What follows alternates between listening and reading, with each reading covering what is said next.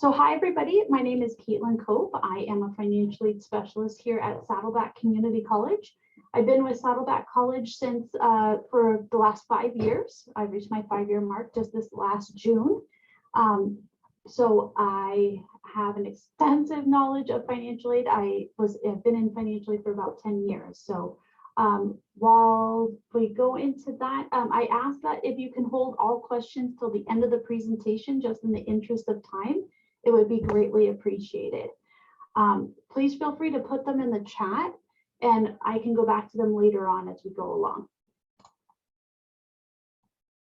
So a lot of students ask, why should I apply for financial aid? So you really don't know what you qualify for financial aid until you actually apply.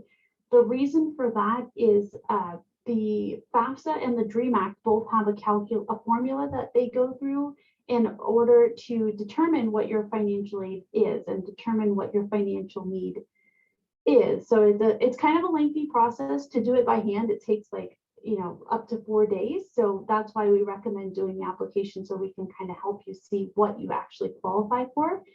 We do have free help here on campus, regardless of whether or not you're going to be coming to Saddleback.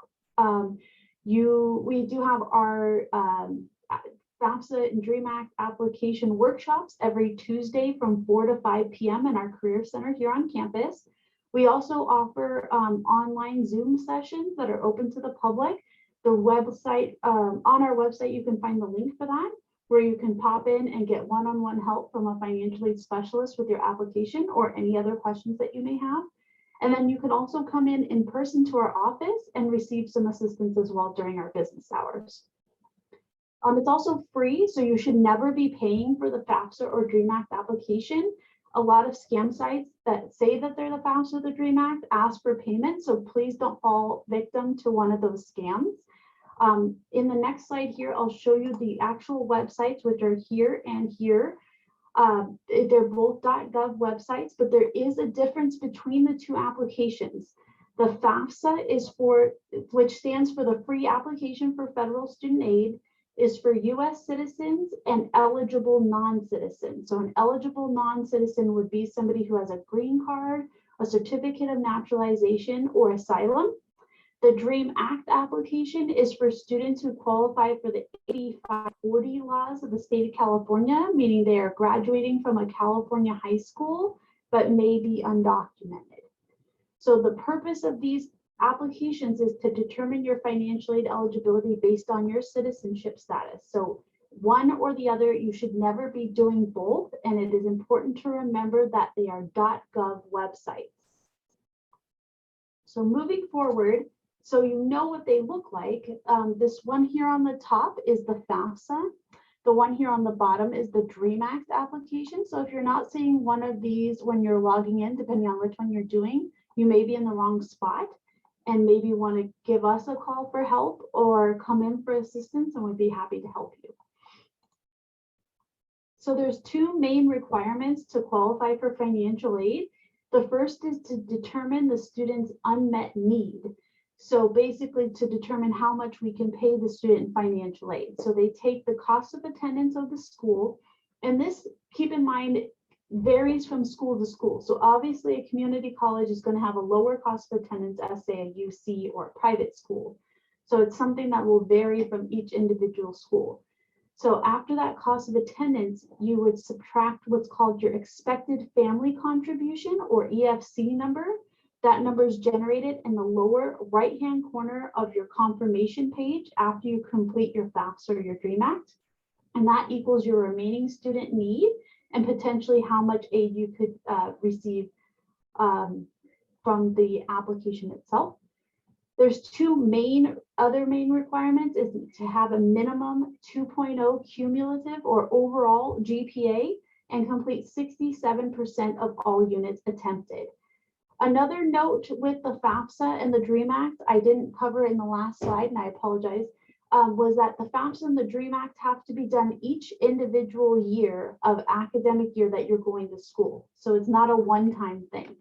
So for example, for the graduating high school seniors this year, you would be doing the 23-24 Fafsa application, and that will use 21's tax information. So it's always 2 years back tax information that you'll be using. So just be prepared for that. So if you see 2021 as the tax year they're asking for, that's why. It's because they use 2 years back taxes. So moving forward, other eligibility criteria, you do have to have completed your high school diploma, GED, or the equivalent to qualify for financial aid. If you don't have one of those, you do not qualify for financial assistance. You have to be working towards some type of degree, certificate, or transfer program to qualify. So you can't just be taking random classes. They want to see that you're working towards some type of goal so that you can make sure to receive your aid. And you want to maintain the satisfactory academic progress standards, or SAP standards, that we talked about in the last slide, the minimum 2.0 overall GPA and the 67%. Those are not specific to Saddleback. That is a national thing. So the SAP standards apply to all schools. So maintaining a 2.0 overall GPA and passing the 67% completion rate is going to be a must for students to keep their financial aid. So moving into explaining the different types of federal aid programs. So these types of aid that we're going to talk about are only available to our Fafsa students at this time. Our DREAM Act students unfortunately do not qualify for federal assistance, only the state assistance. For Fafsa students, you can qualify for both federal and state aid by completing the Fafsa form. So you do not have to do anything separate. So that's something to note. So federal aid, we're going to start first by talking about the Pell Grant. This current year annual maximum is $6,895 for the year. This may change next year when you or your student is going to be beginning the 23-24 academic year. We won't get that information until mid-July if they're going to increase it again. This year it went up by $400, so it is a pretty generous increase. The amount of your Pell Grant that you get will be based on your financial need, the cost of attendance of the school you're attending, your status as a full-time or part-time student. So essentially how many units you're taking or how many classes you're taking is going to impact the amount of aid that you'll receive, including the federal Pell Grant. And of course, we cannot award a federal Pell Grant in full for only one semester. So you would only get half of that aid if you're only coming for one semester. And it's also important to note that you cannot receive federal Pell Grant for more than one school at a time. So make sure that when you're applying for schools that you are not accepting multiple award notices at the same time, because if you decide not to go to the school that pays you first, you're going to have to pay them back before you can get the aid at your other school. So just be careful of that. The second item here is the FSEOG. This is a supplemental grant on top of the federal Pell Grant that helps with like books, supplies, materials. The amount varies from student to student, but it's usually an average of about an additional $800 a semester on top of your Pell Grant. However, the FSEOG is not offered at all schools. Saddleback offers it, but not all schools will participate in this program because it is optional. So you may see it on some of your school's award notices, but not others, and that's why, because it's an optional program. And then finally on this slide, federal work study, which is an on-campus job opportunity for a student to work for a stipend for up to $2,000 a semester. So it is a great way for a student to earn a little bit of extra money, but also another way to get some work experience on your resume that works around your school schedule. So moving into the federal loan program, the loans are the only type of aid I'm going to talk about this evening that have to be repaid after you graduate. This year for both loans, it's a 4.99% interest rate. The student has to be enrolled in a minimum of 6 units with an overall GPA of a 2.0, and they do not have to have a FICO score to qualify. So these types of loans are available at all institutions, not just Saddleback. All schools will have a subsidized loan for a freshman up to $3,500 for the year, and an unsubsidized loan up to $6,000 for the year. However, there's a difference between the two loans that you may want to note. The subsidized loan will pay your interest while you're in school. The unsubsidized loan will not. So you begin paying the interest immediately on the unsubsidized loan. So it is important to note that you may want to start first with the subsidized only if you need loans. So I always caution with loans, if you need them, take only what you need. And you don't have to take out the maximum amount for each academic year. You can take only what you need to get by, because you will pay interest eventually on these loans, even the subsidized loan, because after you graduate, the interest starts accumulating. So please keep that in mind when you're taking out loans. So for the Cal Grant, so again, for FAFSA students, you can get both the federal aid that we just talked about and the state aid that we're just about to go over. DREAM Act students, this is where you're going to want to listen in, because the California aid is the only type of aid you're going to qualify for, and it does have a deadline. So the state aid is reliant upon the March 2nd priority deadline. So basically, the FAFSA for 23-24 just opened up this past Saturday on October 1st. And you want to get it in before March 2nd of next year, 2023, to make sure that you're in the running for the Cal Grant. Because if you miss that March 2nd priority deadline, you've missed out on the state aid for this semester, aside from what's called the California College Promise Grant, which we'll go over in a minute. So the Cal Grant is the major portion of that state aid. It is kind of like the state's version of the Pell Grant. It varies again from student to student, and it varies between the community colleges and the four-year institutions. So here at the community college, it's usually, this year it's gone up a little bit. It's usually around $3,000 a semester at most. But again, it varies from student to student. On top of that is the Student Success Completion Grant, which is at the bottom here. And that's for students who are enrolled in 12 or more units a semester. It's an additional $1,269 for students taking 12 to 14 units. And I believe it's an additional, and that's per semester. And then I believe it's an additional $3,000 a semester for students who are taking 15, so 15 or more units a semester on top of your Cal Grant. So that's a lot of extra money. And again, both for FAFSA students, federal and state, they both stack on one another so that you can get both at the same time. Moving into the second item here on the page in the middle is the California College Promise Grant. This is different than the Saddleback Promise Program, and I want to stress that.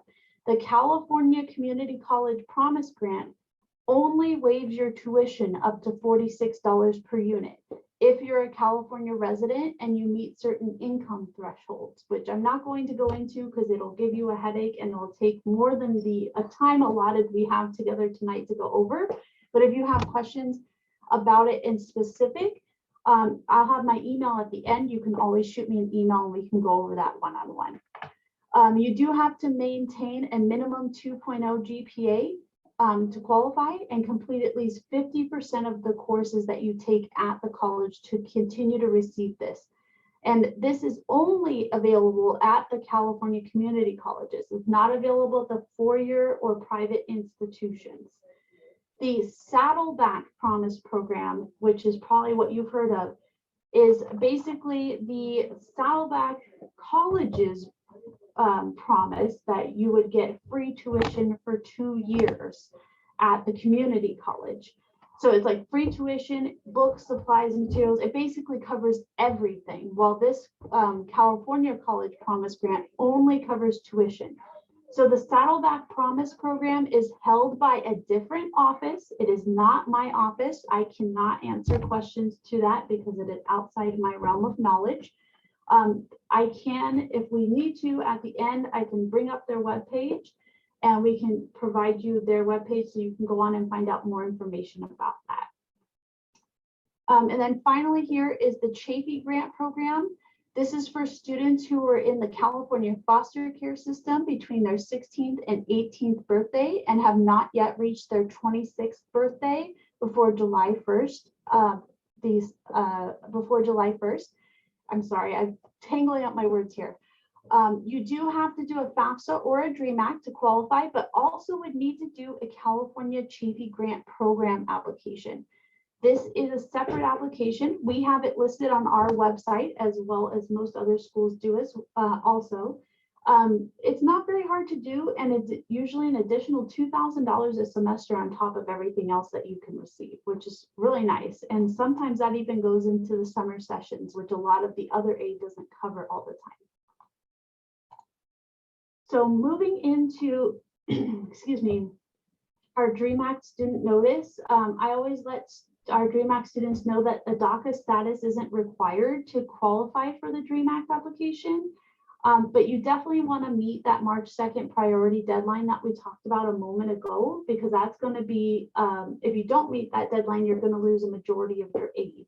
So definitely get that in as soon as possible. We do have other resources available for students who may be undocumented. And we have a link down here for you, which I believe will be shared. The presentation will be shared somewhere after this. Am I correct? Futureology team? Yes, that's correct. It will be shared on our YouTube channel by noon tomorrow. Excellent. So this will be available there for you to reference back to. So moving into dependent versus independent. So I'm going to talk about the F word of college, which is FERPA, which stands for the Family Educational Rights and Privacy Act, which means at the college level, we can only speak to the student about their account. We cannot speak to mom or dad. We cannot speak to husband, wife, whoever. It's federal law that we cannot speak to you about the student's account without the student's written or verbal permission to do so. The reason I mention that is because yours as the parent information may be required on the FAFSA application to complete it if your student is the dependent student, which means that the student has answered no to all the questions seen here on the screen. If your student answers yes to one or more of these questions on the screen, then it would only require their information on the FAFSA. So that or DREAM Act. So that means if your student is a dependent, that's both student and parents' tax information, as well as your other information they may need, your name, last name, etc. Independent student only needs to turn in their stuff. So if your student lives on their own and does their own expenses, if they still have contact with you, they're still considered your dependent until they turn 24 or meet any of these other requirements. The only other way we can look at the student as an independent student would be to see if where you would need to do what's called, for us, it's called a dependency override, which would require the student to turn in proof that they do not have contact with their parent or their guardian due to a legal reason, an abuse situation, they have any type of documented circumstance where they can no longer speak to their parents, or death of both parents or guardians. So that it has to come with documented case information to show that the student is independent. So that is something that you can ask for.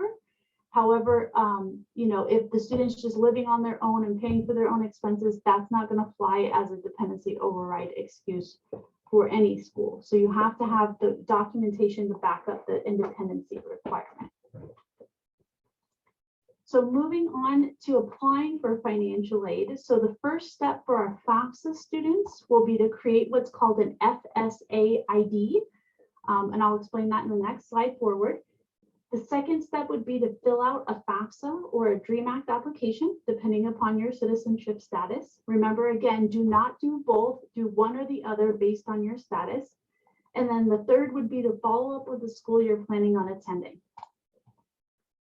So the Fsa Id is going to serve as your legal signature to the Fafsa application.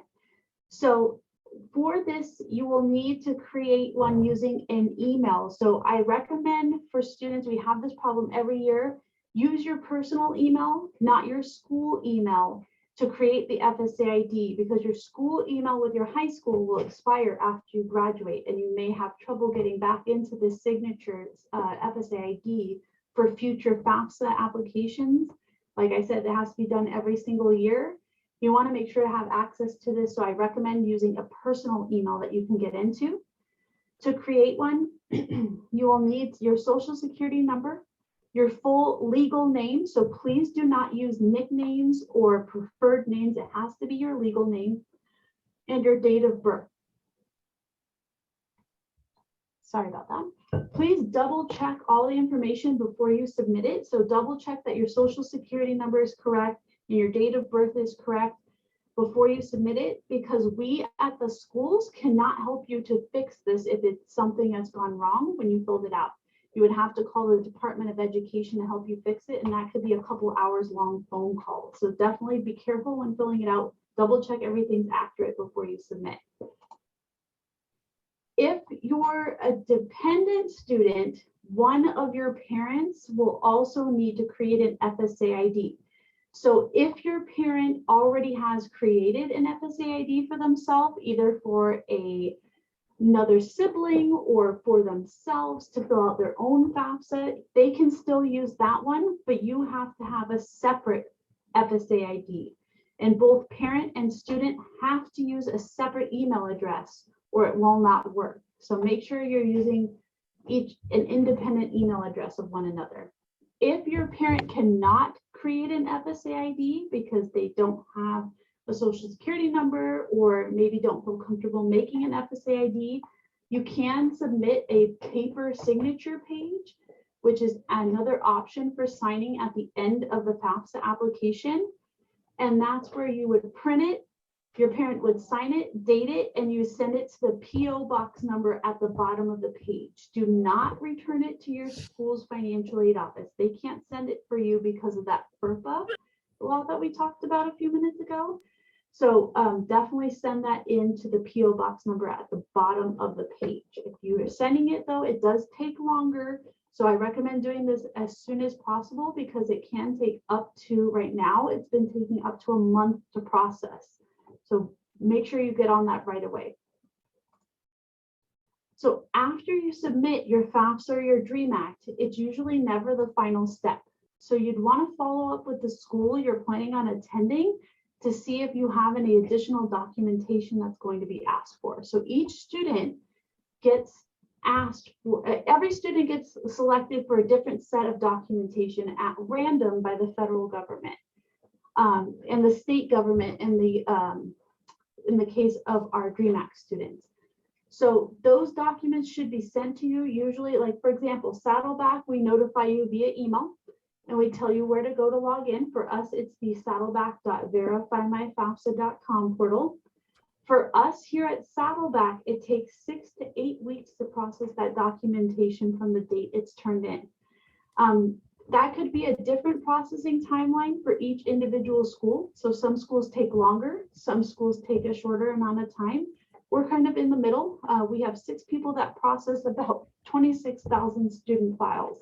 So we have a pretty hefty load. So just keep in mind that the processing timeframe will differ from school to school as well.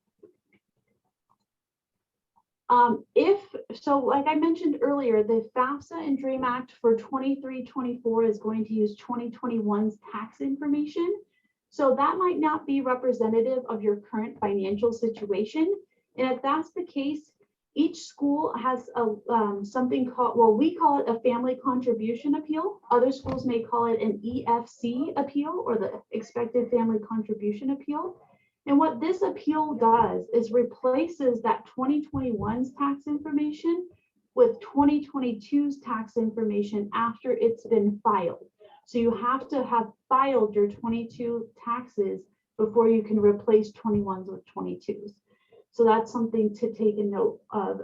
Also too, each school only allows you to submit one family contribution appeal per academic year. So when you as a student start in fall 2023, You may be coming up to the end of the 2023 tax year. So if the change occurs in 2023, you'll want to wait till you and your parent file your taxes in 2023 before you submit the family contribution appeal.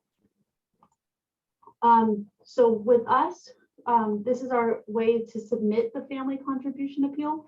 But if you have trouble with that, you can always call us when you get to that process, and we'll be happy to assist you with that here at Saddleback.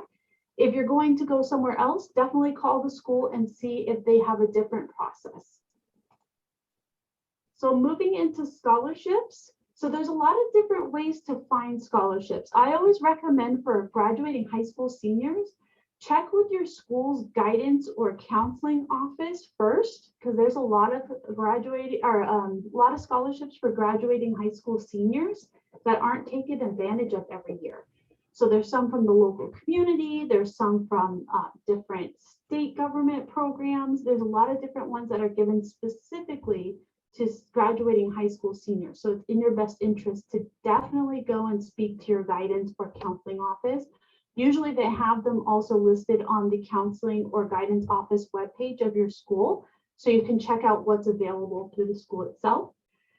If you as the student are working, checking in with your employer to see if they have any scholarship opportunities, or if you're a dependent student, checking in if your parent's employer offers any type of scholarship funds for a dependent student. So for example, my dad's an LA County fireman, and when I was going into my freshman year of college, I got a $1,000 scholarship just for showing that I was going to be going to school 12 units, meaning full-time student, and I was his dependent. So he would have to show that my birth certificate that I was his child, and then we got $1,000 scholarship. Not very hard to do. So other places have different ones, and you can always check too on the campuses that you're going to. So if you're not going to come to Saddleback, check in with their financial aid offices at the colleges you're going to be visiting to see if they have anything available for you to fill out right away. So these are a list of recommended search engines. These are outside of Saddleback College. They're through their own entities, but they have search engines to help you find scholarships that may be to your interest. I always like to highlight that scholarships aren't always academic or merit-based. So some of them are merit-based, so based on your GPA or anything like that. Some of them are essays, but there are some out there that are for very interesting things. So for example, I used the top one here, fastweb.com, when I was going to school, and I got one for having brown eyes. I took a picture of my eyes. I wrote a 1-paragraph essay about why it was important for me to go to school, and I got $600. Not very much time needed for that, and I got a pretty big payout. So I've also heard of ones for the most unique duct tape prom dress. One of my former student employees did one for the most unique Taco Bell rap about a chalupa. So he went to a Taco Bell and filmed himself doing a hip hop song about the chalupa, and he won a $4,000 scholarship for it. So there's a lot of different ones out there for different types of interests and other opportunities. So definitely search through. They all have different time frames, so you'll want to pay attention to each individual one's submission dates and things of that nature. So finally, successful tips. Apply early. So the Fafsa for 23-24 has now opened, so definitely get a jump start on that and apply before March 2nd. And what I mean by before March 2nd is probably February 29th. Or 28th, depending on, I don't think it's a leap year next year, but definitely the last day of February, because the 1st and 2nd of March, the systems tend to go down, and that could cause a problem for your application. So do it as early as possible. So ask questions, definitely visit the financial aid office here or at the school of your choice and see what they have going on. If you need help with your FAFSA or your DREAM Act, again, we here at Saddleback offer assistance, even if you're not planning on attending Saddleback College. So please feel free to come in person via our Zoom or every Tuesday from 4 to 5 in our Career Center for assistance. And the last thing I have to mention here is our financial literacy one-on-one. Basically, it is a new website that's all interactive. It's really, really cool to teach you about budgeting, saving, spending, the differences between debit cards and credit cards. It has a whole bunch of great information to help you get ready to go to college and budget your money a little bit better. And finally, this is my email. So if you have questions you maybe don't feel comfortable asking here in a public forum, you can always shoot me an email. It does take about 24 to 48 hours for me to answer. And please note that I don't answer emails on weekends. I will do my best to get in touch with you within that 24 to 48 hour period. However, this month I will be going to a lot of different high schools and other events. But feel free to email me. I'll get back to you as soon as possible. And with that, I'll jump into the chat. Let's see here. I don't know if somebody else wants to take over, or maybe I'm not seeing everything. I have the Q&A open here. There's one question. It says, what is the opening date to apply for the California Promise Grant at Saddleback College? It's not a separate application. So the Fafsa or DREAM Act that opened up October 1st, you need to do a Fafsa or a DREAM Act application, and that would also qualify you for the California Community College Promise Grant. If you're talking about the Saddleback College program, that's a different process. So let me actually pull that up if you guys don't mind. I'll pull that up right now so that we can show them where to go for the Saddleback College program. Promise program.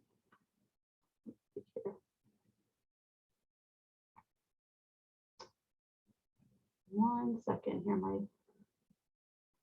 stop my share real quick so I can pull the internet up a little bit better. I apologize.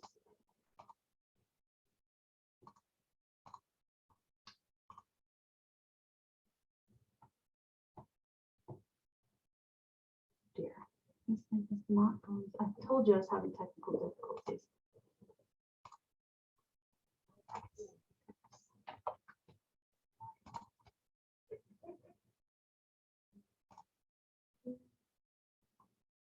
So let me share my screen again really fast.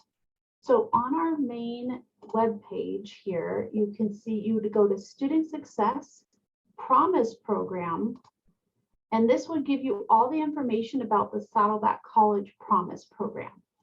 So hopefully that kind of separates the difference between the two. So they have their phone number here and more information about their eligibility criteria. I know right now they're doing an interest form. I believe there should be one on here. I don't know exactly where it is. Oh, here, Promise Program interest form. So if you're interested in the Saddleback College Promise Program, they have this form here for you to complete so that you can get contacted by the specialists over there in our Saddleback Promise Program. Thanks, Caitlin. And then the next question is, what do you think is the right time, or when do you think is the right time, rather, should students start looking for scholarships? ASAP, because they go on 24/7, 365 on those search engines. So they're available now for you to apply to.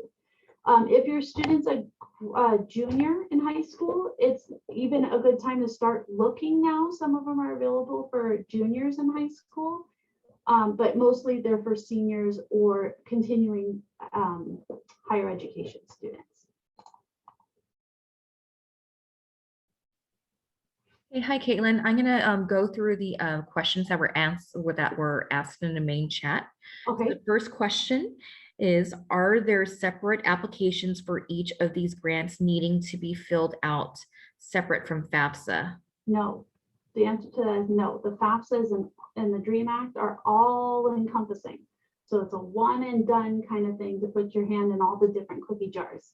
So that's going to be the best way to do those. The only one that requires a separate form is the California Chaffee grant program for the students who are in the foster care system. That's the only one that will require a separate form. Okay, thank you, Caitlin.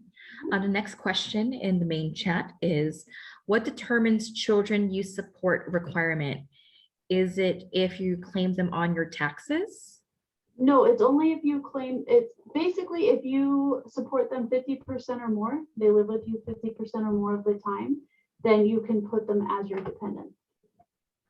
Excellent. Also, can you please discuss what merit aid is? So merit-based aid is, so the scholarships, I'm saying merit-based is usually like, your student has a 4.0 or this and that, and that's why they're not all merit-based for those scholarships. That's the only type of merit type of thing that I'm talking about, would be like they're based on their GPA. Okay, next question is, you mentioned for the expected family contribution, it is a percent, but if you don't know what the cost of the school is going to be already, how do you know what that amount is? I'm assuming that's for the cost of attendance. Each school should have a page somewhere that shows the school's cost of attendance. So you can usually do a search on that school's webpage to search for the cost of attendance of the school, and then you can kind of use that formula to kind of give you a better gauge. Hopefully that answered the question. Okay, next question is, can I still apply for financial aid when I'm not sure what college I'll be attending? Yes, you can. So you can add up to 10 schools on the Fafsa and the DREAM Act application. It only allows for 10. So if later on you change your mind, you want to remove a school, you can go back and fix it later. But I say to add your top 10 choices first, and then send that initial application out. So at least it's out there and in before that priority deadline of March 2nd. Okay, next question is, do you wait until you've been accepted into accept a college admission offer to submit the FAFSA? No, do it before you even get your applications out to the colleges. I say to do it now because that could also help you if they see, oh, they've already applied to financial aid at our school. That means they're interested in coming. So it's definitely something to do ahead of time. Do it as soon as possible. Okay. Next question is, why does FAFSA ask about my personal savings, which is for my retirement? That I don't know. That's a question probably for the Department of Education. Usually it's to determine, I would say my best guess is to determine whether or not, like if the student were to take out a loan with you listed on it, that you would have the funding to back it up if they defaulted. Otherwise, I'm not 100% sure why they have to ask for that information. Like I said, it could be a question for the Department of Education. Okay. All right, next question is, I am a parent. Can my son create an Fsa Id now, even if he's a junior in high school? I would recommend to wait until next year when the student's a senior, because you cannot submit a FAFSA this year as a junior. You have to wait till you're graduating high school senior. Okay. If my child has a 529 plan, how does that come into play when determining need? It'll be counted towards that your income. So it will be counted as an income-based item. Okay. Next question is, I hear that FAFSA is being modified so that they will no longer give you a break for having 2 kids in college. Is this true, and why would they do that?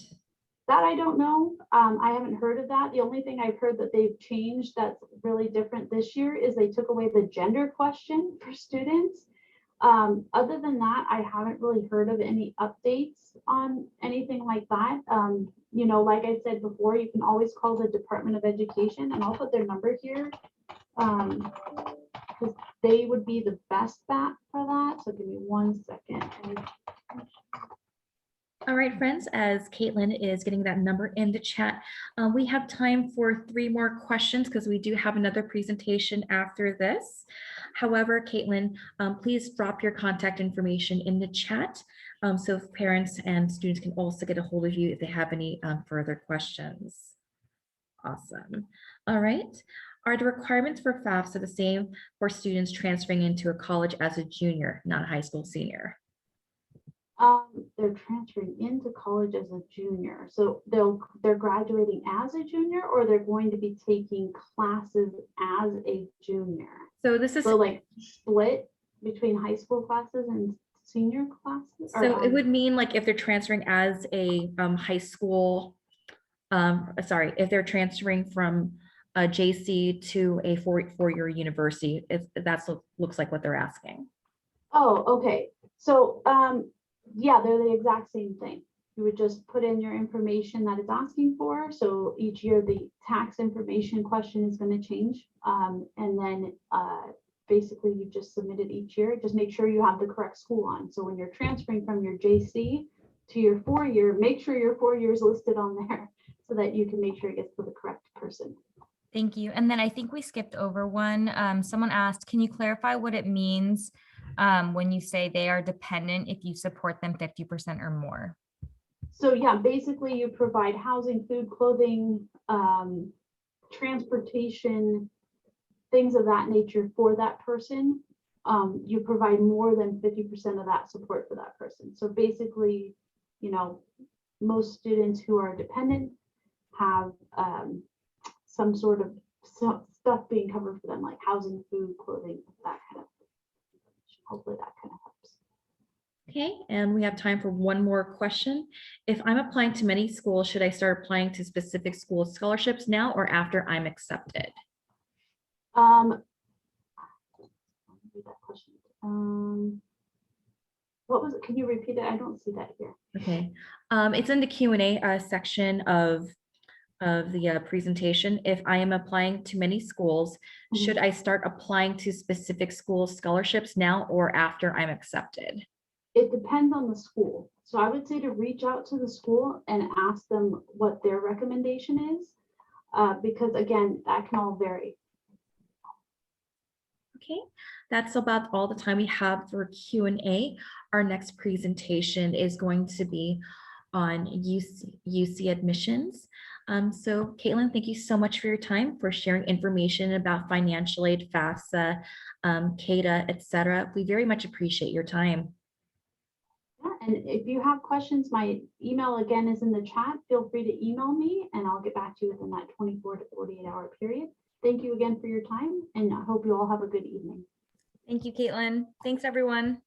Thank you. Have a nice evening.